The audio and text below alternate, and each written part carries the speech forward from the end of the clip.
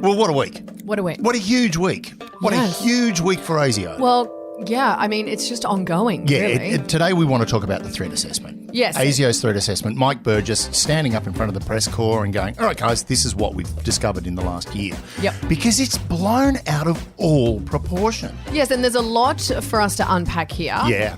I don't really want to get into it right now. I don't. I want to do it after the little bit of introduction plays and all of that, but I really want to talk Tinder because I got Tinder lessons from my son. And I can't wait for your boomer take on It's this. going to be so sad. Great. You're listening to I Spied, the dating app of Australian intelligence. Swipe left, swipe left. Ooh, swipe right. Ooh, swipe left. Peter Dutton. Left, left, left, left, left.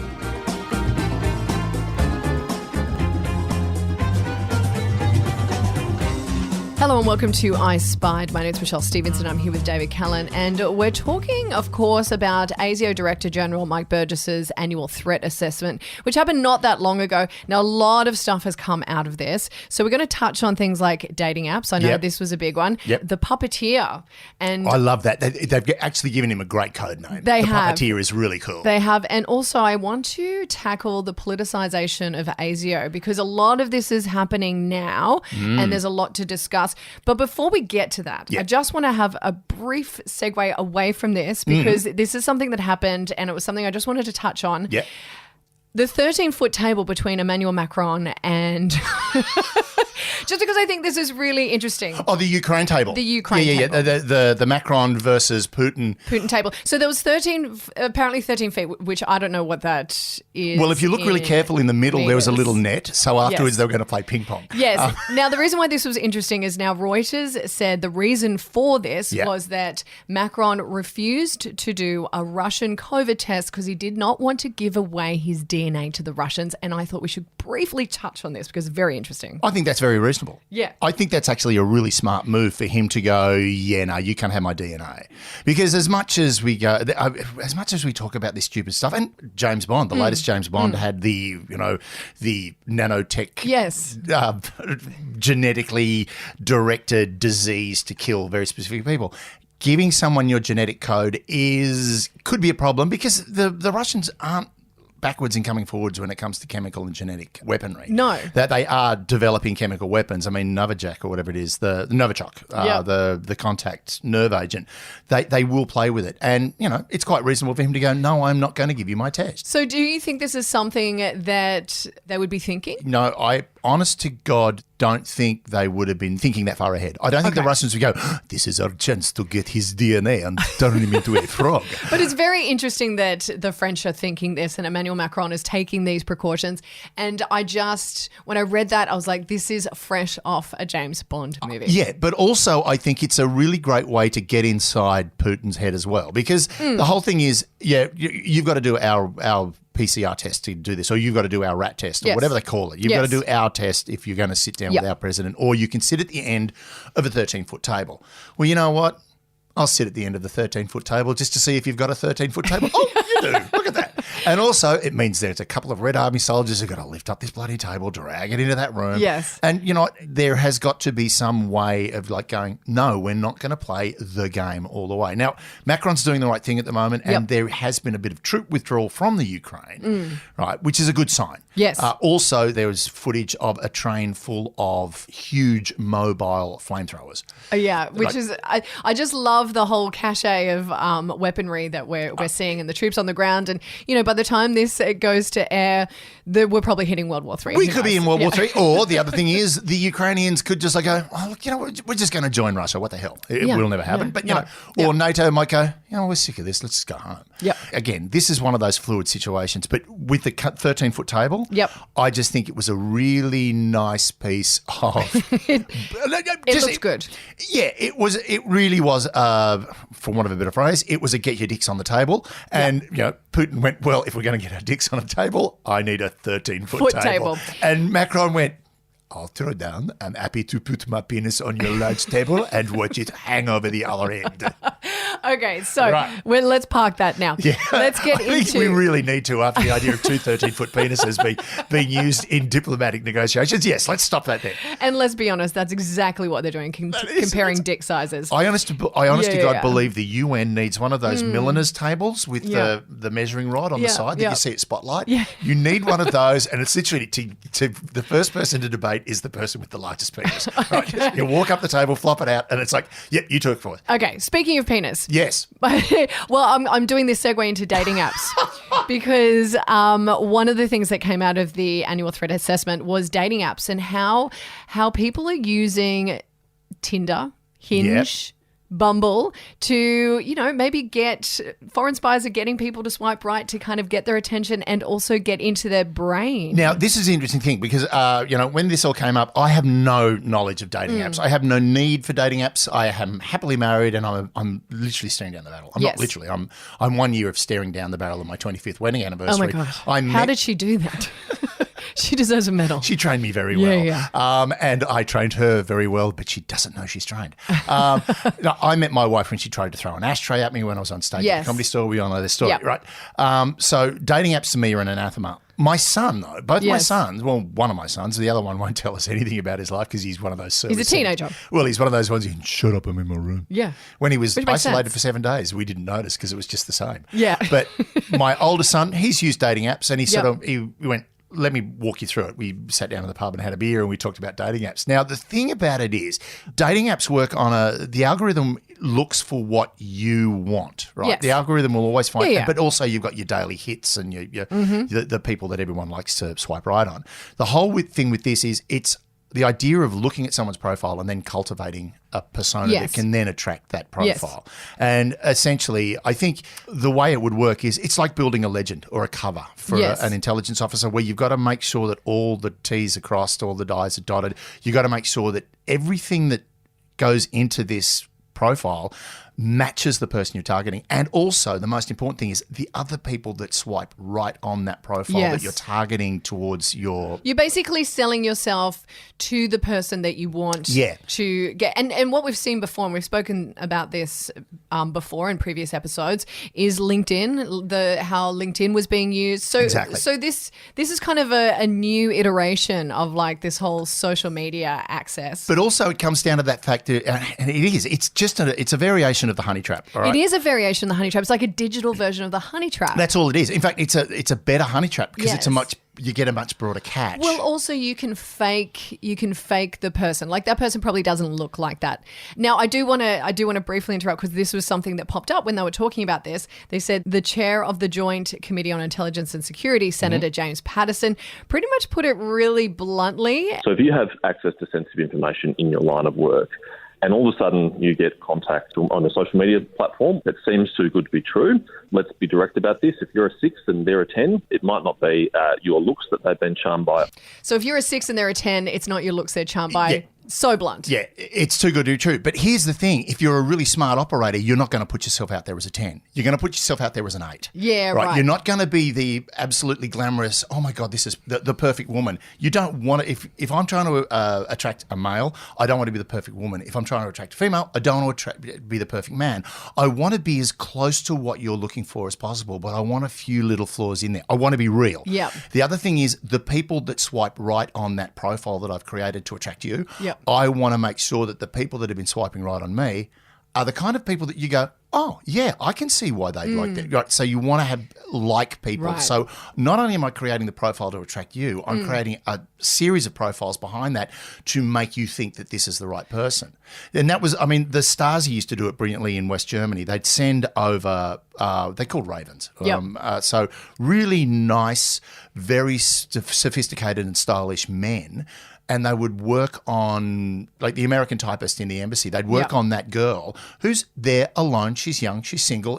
She's in Berlin. It's all very exciting, and would start this relationship, and that's how they get in, right? So it's that idea of being bigger than, slightly larger than life, but not perfect. Now, and I would imagine that they would have multiple personas who would be reaching out to people. Yep. And what was so interesting is like, I wonder how many men or females are like sitting there who, you know, work in security and just go, oh, hang on, I have been getting a few hits on Tinder lately. Oh, I can guarantee you there would be a lot of them going, I'm going to delete this app now and I'm going to start again. Yeah. Right? There would have been a lot of people that went, hang on a minute, this is getting it. Yeah. And the most important thing is when these sort of contacts happen, you should report them. I don't know if you saw the case. It was just in the paper the other day about Gary Bainbridge. Yep. The guy who did Grilled and was on the chairman of the board for Lark Distilleries and all this No, sort I of didn't stuff. see this. Oh, right. This guy goes out in a bar. He's a businessman. He's in Southeast Asia. He goes into a bar after having a couple of meetings, having a drink. Girl walks up, starts chatting to her. They're having a really nice time.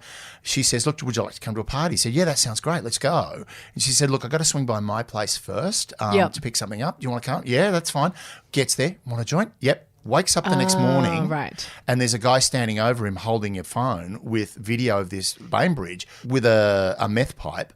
Smoking meth pipe. Oh, you're talking about the CEO of Grilled. Right. Yeah. But what the thing was, and as he said, in that moment, He claims that. Yeah. But look at it this way. This is really important thing to remember, all right, with this situation is even if it was something that he'd done before, and I'm not saying he did or he didn't because that would be litigious. He looked like he knew how to smoke that ice pipe. Wow, that's really so everyone knows, I do not endorse that comment because I don't want to get sued. No, the whole thing. But like he looked like he knew what he was doing.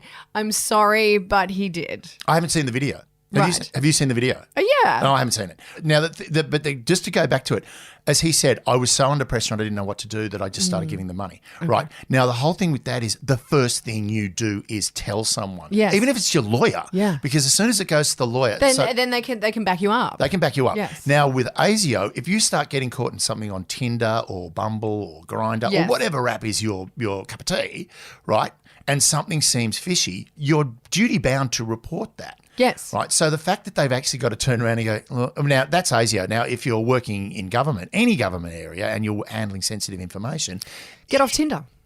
Well, go out and go to a bar.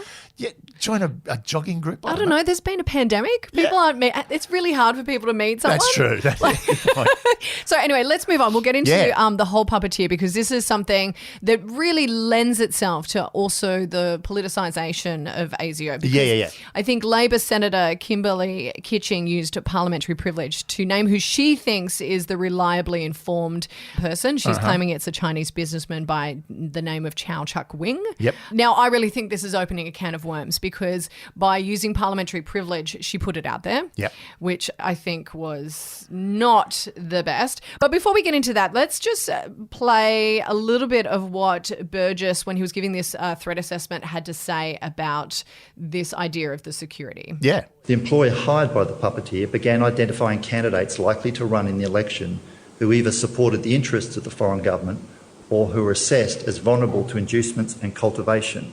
The employer used existing relationships with politicians, staffers and journalists to select potential targets.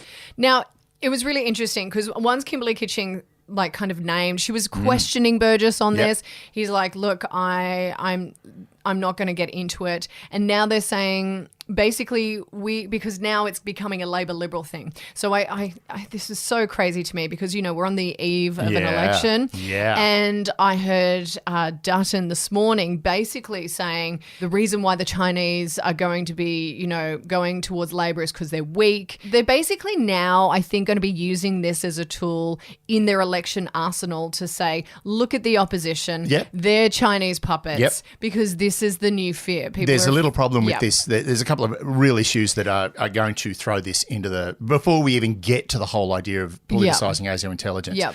The most important thing to remember is, and it was something that Burgess said, he basically turned around and said, I'm sorry, but foreign interference is an equal opportunity employer. Yes. All right. So, and the thing is, when they're going, it's China, it is not just China. Yeah. The foreign interference, definitely Russia would be having something to do with it simply because we're an ally of their greatest threat. We're an ally of the United States.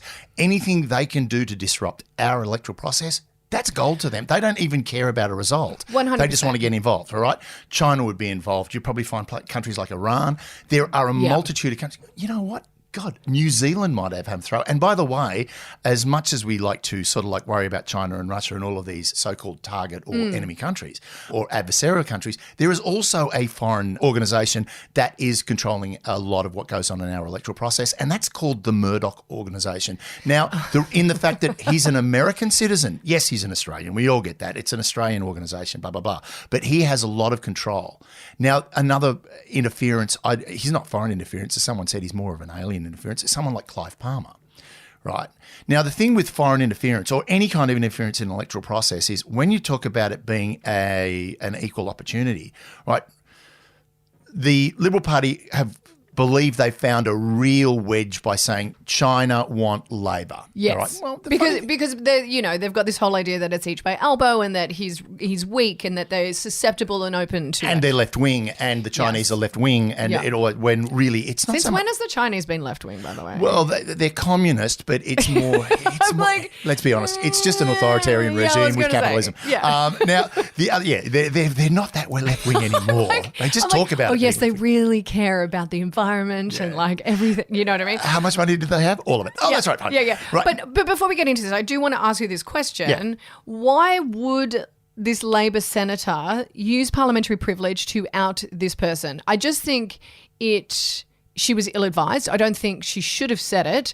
I think also what it does is it puts another wedge in between Australia and the Chinese because the Chinese are going to look at this and go, whoa, what's going on? Well, the interesting thing about that is it comes down to what Burgess says. I'm not going to go into identity, right? Yes. Because it doesn't serve him and it doesn't serve ASIO any purpose, and therefore it doesn't serve our national security any purpose. By naming the targets, by naming the perpetrators, it actually creates a bigger problem for ASIO because now the targets know they're being watched and we don't want this. Yes, and because what was really important, and I feel like this was missed by both sides of politics, is he said they did not know they were targets. Yeah. Like when Albanese, the leader of the opposition, said he didn't know anything about this, he was correct. He was absolutely correct. And what Burgess kind of reiterated was A, they didn't know they were targets, and B, we foiled it before it actually progressed to that stage. And also there have been examples of this previously, and it's not just been a Labor thing, it's also been a Liberal thing. And also, this is the one thing, and I was thinking about this quite a lot last night, it was watching having watched the briefings and having watched the episode of 7:30 where he was interviewed by Lee Sales, all that sort of stuff. One of the things that came out was when he said equal opportunity, yeah, I could get candidates in the Labor Party. I could get candidates in the Liberal Party. But can I tell you where I really want my candidates? Independents? I want them on the cross bench. 100%. Right. And not just the independents. I'm talking about things like UAP, FON, all of those different little parties. Because the thing is, if you're the swing vote, if you're the balancing vote, you've got more influence 100%. Than somebody who's a backbencher in the Labor or the Liberal Party, right? So this is the thing with foreign interference is it's a really, really dangerous thing to try and weaponise in Parliament. And that's the problem we've got now. When Scott Morrison called Anthony Albanese the Manchurian candidate, now I don't know if you're familiar with the movie, right, or the book. Why don't you break it down for people? So essentially, Frank Sinatra plays the son of a US congressman who's captured by the Chinese in, I think, the Korean War. Yep. He's caught by the Koreans. He's then taken with a group of other soldiers and they're brainwashed. Yep. They are brainwashed and then sent back to America. And it's basically they've trained him, they brainwashed him to be an assassin for them. So when he gets the signal, his conditioning will kick in and he will kill either the congressman, his father, or more likely the president. I think it was the president, I'm not sure. But I mean, it was Frank Sinatra's big step into serious drama. Oh. It was very good too, right? So the thing with it is, by calling him the Manchurian candidate, they're essentially saying you've been brainwashed by the Chinese and you're an assassin.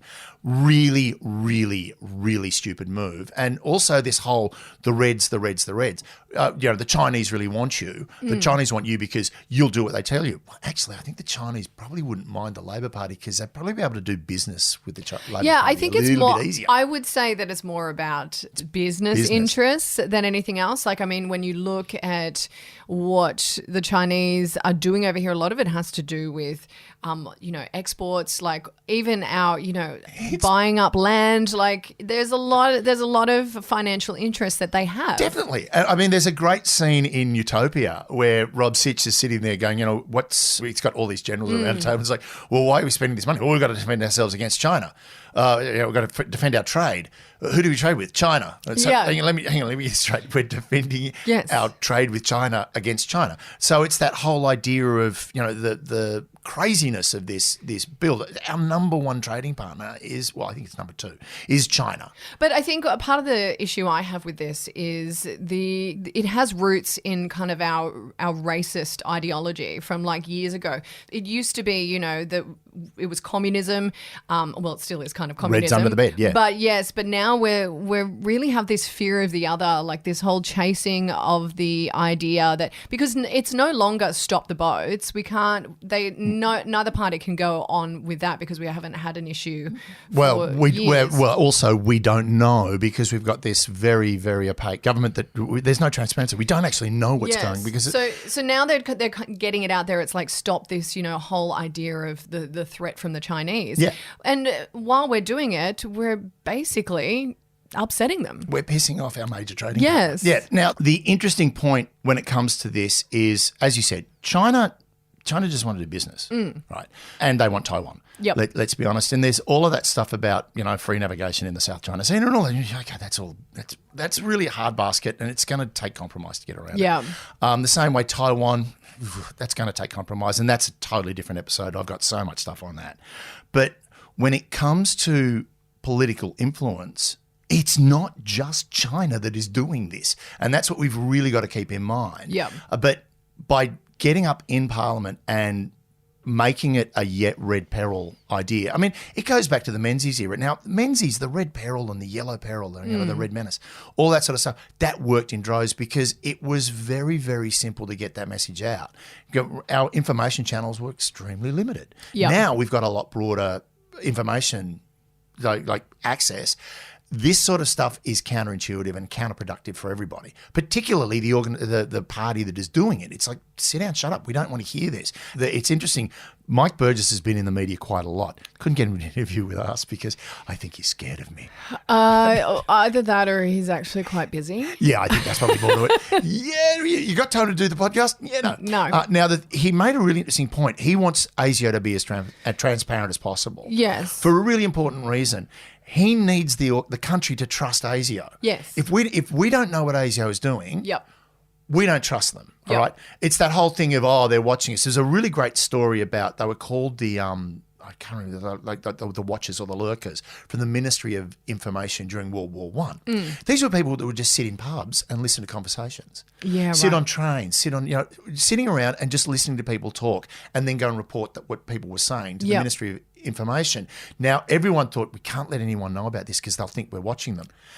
It turns out when the public found out that they were doing it, the public actually went, "Oh, that's great," because it wasn't the ministry. They weren't felt going, protected. Well, the ministry weren't going, "What are they saying? Shut them up." The ministry were going, "What's the vibe out there? How are they feeling?" Right, they're really scared about this. All right, let's send a message out that fixes that problem. Yes. So the fact if ASIO know what we're thinking and we want to know what ASIO are doing, there's a much better synergy between the country and its security service. But as soon as you start using this intelligence as a political or partisan tool, that's when people stop trusting ASIO and work doesn't get done. And he was very clear that ASIO is not here to be politicised and that, it would undermine credibility if they were to be seen as a partisan player. And he was just really clear about that. But I feel like that is being lost in the political attacks against each side. I'm going to say that it's like it may be getting lost in the political attacks, but I think actually the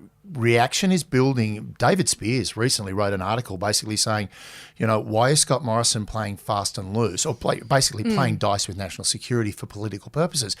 David Spears, who is an extremely right-wing biased journalist. What? Very. Oh my God, very. He is not. You can't say that. I can. No, you can't. I can. I just did. And that is incorrect. Well, why would you say he's right-wing? Right-wing because he leans towards conservative. He leans towards conservative issues. What? He does. He has, if you watch Indeciders, which I do, I don't know why I waste my time. God. But he does. He pushes a very conservative line. Yeah, he does. Right. He does push a more conservative than a left-wing line. But this is the interesting thing. He's been very supportive of the government, right? Now, the thing is, when he turns around but and you know says, what's really interesting? I'm just going to jump in right now. Yeah, no, that's fine. I love this. Because with journalism, I get this all the time, especially on Twitter. I say one thing and people think I'm a liberal stooge. Yeah. I say another thing and people think I'm a left-leaning, hippie who doesn't give a fuck about government. Yeah. And it's like, well, you can't really win. I can be centrist. I Yeah. can have both thoughts at one time. Yeah. But, all right, well, if you watch something like Insiders, I do believe But I do think sometimes a journalist's responsibility, particularly on the ABC, who I find quite left-leaning, I do think it's a journalist's responsibility to push people on certain thoughts and processes and to get them to answer in an honest way. Oh, definitely. But there is also that idea that there was a really interesting point. It was in one of the elections that he was covering, David Spears was covering, and the Liberal candidate was not doing well. The reaction, it was a really quick reaction as well, where he basically said, "Oh, this is really bad. We're not doing well." And it was like a lot of people went, whoa, you're meant to be commentating. You shouldn't be taking sides. Where if you said, I haven't heard that this is bad, the Liberal Party aren't doing well. But when it was like, we're doing badly, we're not doing well. I haven't heard. I can't comment on that. I've never heard that. But here's the thing. He's written an article where he's like going, to Scott Morrison, dude, fast and loose. What are you doing? Because this is national security. Don't mess with it. Yes. Right. As you said, you call me the most left-wing person you've ever met, which I find quite comical because I don't think I am that left-wing. Oh, no, you and Andrew P. Street, let's be clear about that. And I hope he's listening right now because he's pretty left as well. Oh, yeah. But, we're sort of like, we're suburban lefties, right? We're suburban lefty dads, if you know what I mean. Yeah, you are. Funnily enough, my sons are beginning to develop their political views. And, one of them. Usually you become more conservative the older you get. Yes. I think you just smoke too much weed and then you're like becoming way too No, I'm left. not smoking enough. Look, I've got one son who's like going, mate, I'm ready to just blow Parliament up, which is like, dude, don't ever say that. Actually, no, you can't say that. No, you can't say that, particularly around me, because I am obliged. And he's very angry that the fact that politics has become so enmeshed in this tit-for-tat partisan bullshit. Of right? course. And we all kind of are angry about that. But I think when it starts to involve national security and ASIO, who are there to protect and help us, yes, then it becomes a problem. So what is Burgess going to be doing about this moving forward? Well, he made a comment basically that said, I have spoken to people and if it keeps going on, I will be letting them know what is, where this issue is leading them. Yeah. It's a bad look. Yeah. Right? It's a very bad look. When I joined ASIO, who do you vote for? And funnily enough, my youngest son, because he will have to vote in the next election, my youngest son, I said to him, who are you going to vote for? And he went, the one with the dumbest name, which is that's like how I bet on racehorses. The pretty looking horse. Yeah, what that's colour the is one. it? What colour are the like, silks? oh my God, what's its name? How fun. I'm going to vote on that. Which is the shortest jockey? Oh, all of them. Interestingly enough, though, I was super engaged. As soon as I had to vote, I was super engaged in voting, and it was conversations that I had. And look, I voted Labor, I voted Liberal. Yeah. I voted Independent. I will continue to vote the way everyone's meant to be voting and vote according to my electorate and who I think is going to serve me better. Yes, I do tend to take a broader view of which government is. Which is the problem. Everyone takes it too broad a view. No, not a problem in that I go, which government do I think is going to be the best for the country now? Right, so how do I influence this? Well, the way I vote in the Senate and the way I vote in the House of Representatives. I'm going to pick the best candidate for my Oh my God, electorate. you're one of those people who sits there with your piece of paper and does the numbers from 1 to 16 and... Oh, no. I do 1 to 100. Yeah, I do 1 to 180. Oh my God, I you actually do walked, all of that, don't you? I walked in one year with... Were you there for an hour? Are they standing there going, David, can you just leave? No. Just vote already? No. I put my pillow down. And, You bring your coffee, your thermos, all right. coffee, set my bong up, The most important thing is when you join ASIO, they say, what political party, what are your politics? And you'll tell them, right? And a lot of people think, I should say conservative. They don't care. You can vote whoever you want for, right? Yeah. You can't join that party. You can't join a union. No. Right? You can't join any organisation that has political influence because you work in an area that can have political influence, right? It can change politics. Now, the whole thing is, and you've got to be non-biased. You've got to be able to, you could be a staunch Labor supporter, but you've got to look at like Sam Dastyari and the flights. Personally, I think it was a stupid mistake. Yeah. And also it was blown out of all proportion, but it meant they could get someone out of the Senate, right? Stupid move. Yeah. Now, if I was a Labor intelligence officer, my reaction would be, you're a freaking idiot, Sam Dastyari. Why did you accept those? Why didn't you declare it, or why didn't you? Yeah. Why did you accept it?